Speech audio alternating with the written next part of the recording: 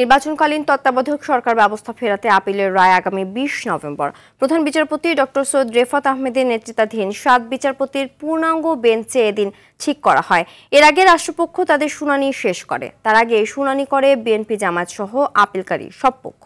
আজ দ্বিতীয় ধাপে আপিলকারীর আইনজীবীরা তত্ত্বাবধায়ক সরকার ব্যবস্থা ফেরানোর পক্ষে যুক্তি তুলে ধরছেন।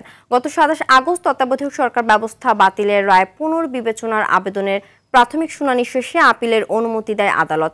এর প্রেক্ষিতে বিএনপির মহাসচিব মির্জা ফখরুল ইসলাম আলমগীর, জামায়াতের সেক্রেটারি জেনারেল অধ্যাপক মিয়া গোলাম পরোয়ার ও সুজন সম্পাদক বদিউল আলম মজুমদার সহ ৮ ব্যক্তি আপিল করেন।